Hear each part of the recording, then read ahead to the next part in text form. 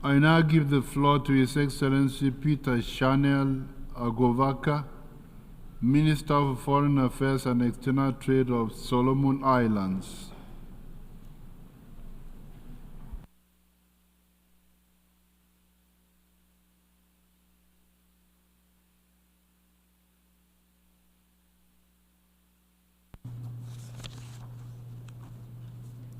Mr. President, it is an honor and privilege to address this 79th session of the General Assembly. I bring warm greetings from the government and people of my country, Solomon Islands.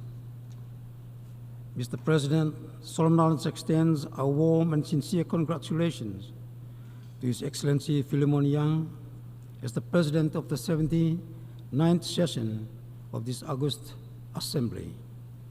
Rest assured, Mr. President, of Solomon Islands' support during your tenure in office. We thank His Excellency Ambassador Dennis Francis for his sterling leadership in the last session.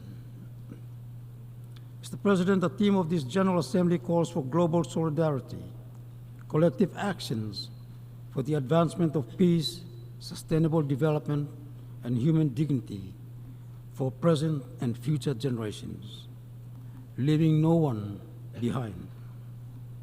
Mr. President, we live in a fast-growing, changing environment that is shifting towards a multipolar world.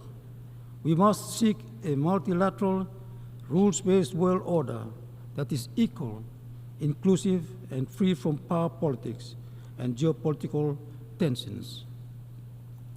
We also seek an international system that respects international law and recognizes the special situation of small island developing states.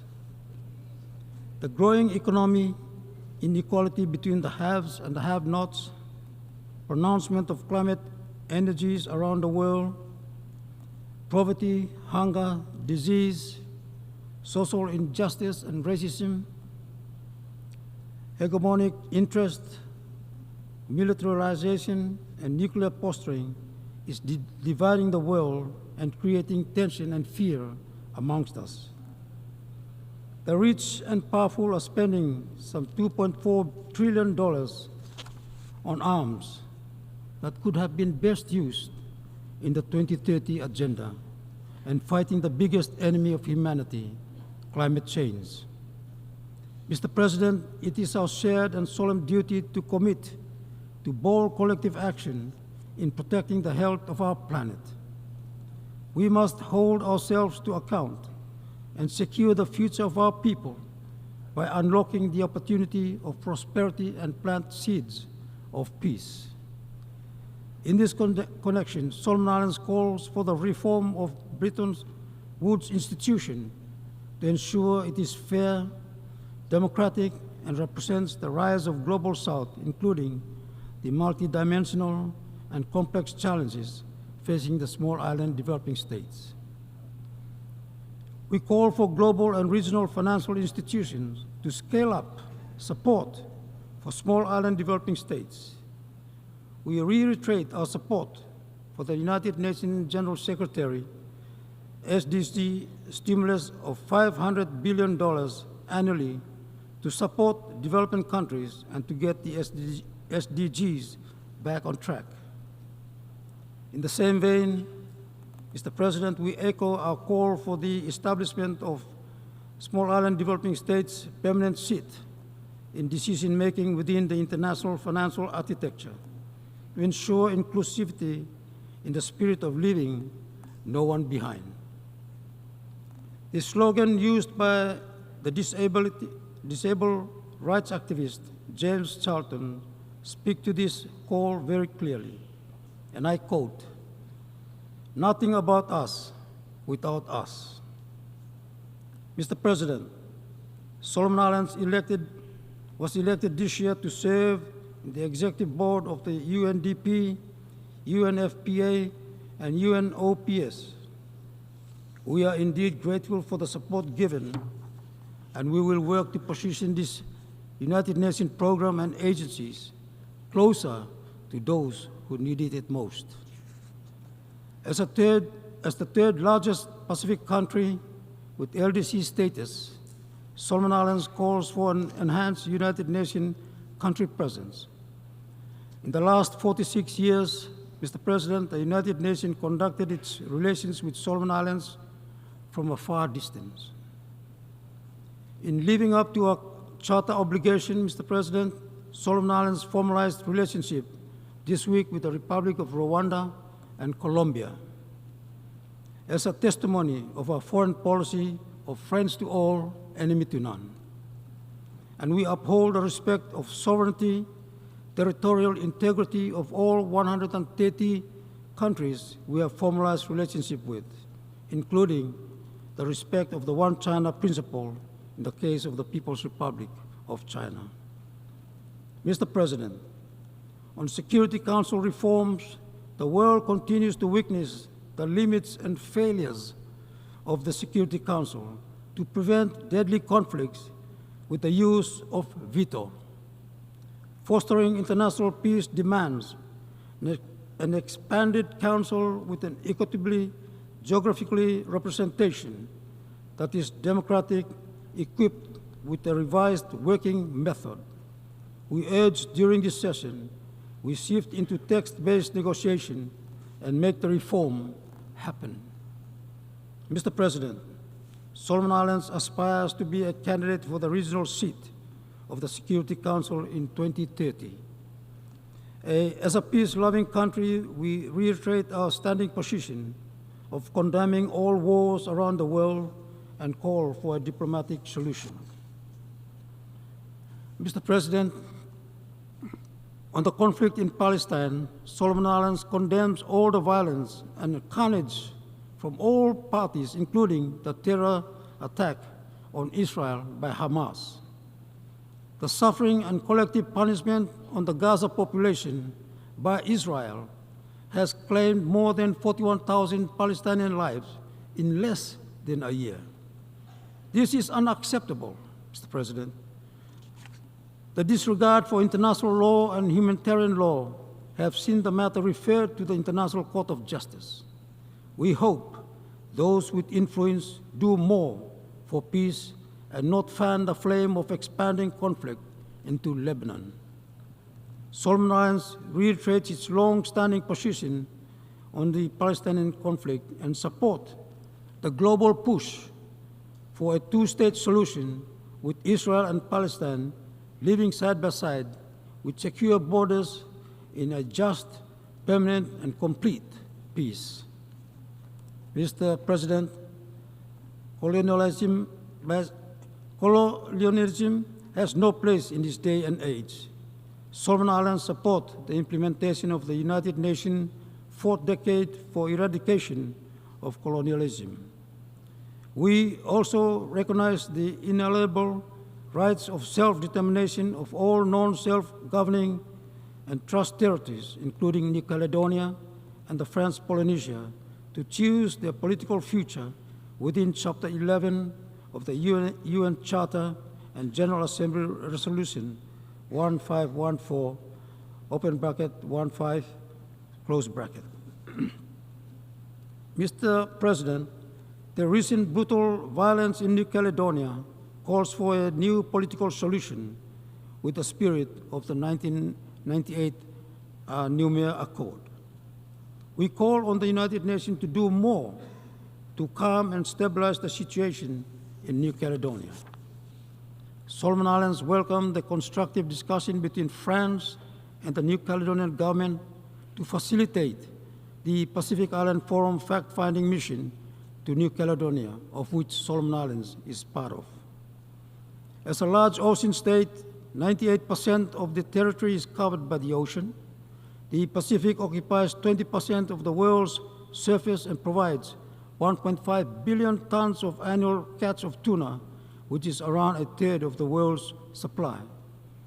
Our approach to the ocean is premised on achieving a healthy, resilient, secure, and productive ocean that supports sustainable use and development for the benefit of the people of Solomon Islands now and into the future.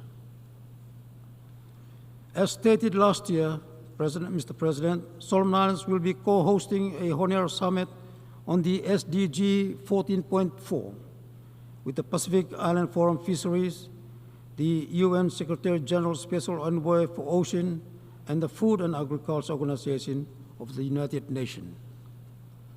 The summit aims to examine status on the SDG 14.4 at global, regional, and national levels, share knowledge and experience on the management of tuna stock, provide policy and strategic actions that will feed into the third UN conference in 2025 in France. Mr. President, on the matter of pollution and waste management, Solomon Islands looks forward to the finalization of negotiations on the treaty to end plastic pollution, including marine environment, in November this year. We have already banned single-use plastics. We are also reforming waste management in partnership with our friends Japan and Australia and the Asian Development Bank. As stewards of the ocean, Solomon Islands value the work of the United Nations Commission on the limits of the continental shelf and will continue to address outstanding continental shelf claims. Solomon Islands upholds its obligations to the United Nations Convention on the Law of the Sea and will domesticate the recently signed United Nations Agreement on biodiversity beyond national jurisdiction. Mr. President, in response to the discharge of treated radioactive contaminated water into the ocean by Japan, the lack of national and regional scientific knowledge on the understanding, the intergenerational impact, and the transboundary nature of the discharge continues to cause uneasy and anxiety for my country. United Nations specialized agency, including the International Atomic Energy Agency, IAEA, must continue to build bridges of trust with states and support states' capacity to read and understand the IAEA's report and to monitor the discharge of treated radioactive contaminated water into the ocean. Our concern, Mr. President, is connected to the sad history of our region being used to test, store, and dump nuclear waste and weapons.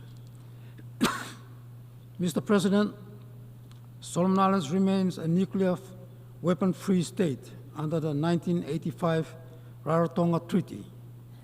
This week, we signed and ratified the Treaty on the Prohibition of Nuclear Weapons.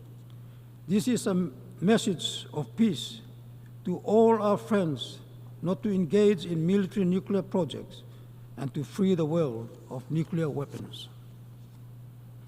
Mr. President, education empowers the nation, including my nation. Let me thank Cuba for the training of Solomon Islands medical students. Cuba has done this despite enduring more than 6 decades of United States of America economic, commercial, and financial embargo, a relic of the past that should now be discarded. Once again, we call on our friend and partner, the United States of America, to end this embargo. The United Nations stands for good neighborly relations and peaceful coexistence. The world will benefit from Cuba and USA, United States of America, improved relationships. Mr. President, following the conclusion of Solomon Islands International Assistance Force in August this year, our priority is now to strengthen our law enforcement capability and institutional strengthening. We will work with all our partners to achieve this goal, and we would like to thank our partners, and particularly Australia, for the ongoing support in this regard. And appeal to the United Nations to provide space for Solomon Islands to participate in the peacekeeping mission. Mr. President, Solomon Islands welcome the power of the South-South cooperation and acknowledge the People's Republic of China's various development initiatives, such as the Belt and Road Initiative, the Global Development Initiative, the Global Security Initiative, and the Global Civilization Initiative in supporting Solomon Islands' development aspirations, including the 2030 Agenda. In education and health, we thank once again China for the commitment to establish an ocean research center and acknowledge the ongoing construction of Solomon Islands National Referral Hospital Comprehensive Health Center. We also welcome India's Pharmacal Corporation and Japan's commitment to construct a fisheries research center in the Solomon Islands. Mr. President, on the international trade front, Solomon Islands acknowledged China as the first major economy to offer zero tariff treatment for 100% tariff lines to all least developed countries. We call on all our partners to follow suit. China has become Solomon Islands' largest infrastructure partner and is currently supporting Solomon Islands' digital transformation with the ongoing installation of 161 communication towers across the country. Already, we are witnessing more of our rural population now connected to the digital age. Mr. President, our inter-island connectivity has been improved with the completion of 2 all-weather airports and an international airport in the Solomon Islands.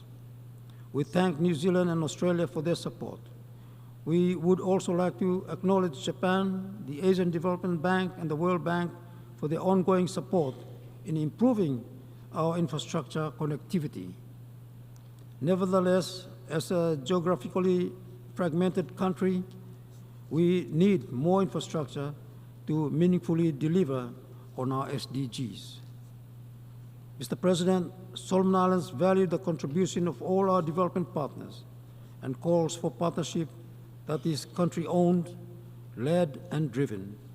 We seek partnership that is genuine, meaningful, durable, and free from onerous conditions. Mr. President, climate change is no longer a threat, but a crisis. Solomon Islands is located in a hotspot where the impact of climate change is 3 times the global average. Science tells us we are on a 2.5 degrees Celsius trajectory. The Paris Agreement is failing humanity. We need a stronger legal binding framework that will put us on a 1.5 pathway. The voluntary approach under the Paris Agreement has failed miserably. The changing narrative on climate change is unacceptable. Mr. President, diversions away from talking about ambitious climate action, survival, or the constructions of safe islands is replaced by a discussion on sinking and migration. We need to give hope to our people on the front line of climate change. The G20 is responsible for 80% of global emissions. The group must take a stronger leadership role in fighting against climate change. Mr. President, Solomon Islands in July presented its second voluntary national report at the high-level political forum in July. The report revealed uneven progress. The review, however, has allowed the country to re-strategize and prioritize 4 key interconnected and people-centered pillars, mainly economic transformation, secondly, good governance, thirdly, national unity and stability, and fourthly, human capital development. Mr. President, our economic transformation agenda is centered on enhancing transport infrastructure connectivity, boost investment in agriculture, fisheries, and tourism, improve private sector investment environment for indigenous Solomon Islands, and reduce cost of doing business in my country. Over the last 3 months, Mr. President, the government has been socializing these priorities through several targeted national forums, including our development partners. Mr. President, the government is leading the preparation of our smooth transition strategy to graduate out of LDC status. The strategy will not only look at what needs to be done before 2027, but also in the next 5 to 10 years post-2027, including the implementation of critical economic and social investment to prevent regression. Mr. President, we reaffirm our commitment to the implementation of the Doha Program of Action and support the call for the General Assembly to review existing resolutions on smooth transition to ensure the graduation framework is better, resilient, irreversible, and fit for purpose. Solomon Islands, Mr. President, welcomes the adoption of the Antigua and Barbuda Agenda for Small Islands Developing States, which offers immense opportunities to access adequate and affordable funds to drive economic growth and prosperity for small island developing states. Solomon Islands also welcome the adoption of the Multidimensional Vulnerability Index, and we look forward to its early implementation. Mr. President, in conclusion, Solomon Islands pledge our commitment to the Pact for the Future, a forward-looking framework that places the health of our planet, people, prosperity, and peace at the center of our agenda. Supported by a reformed financing architecture that will turbocharge sustainable development and guarantee a better tomorrow for all and leaves no one behind. Ladies and gentlemen, I thank you.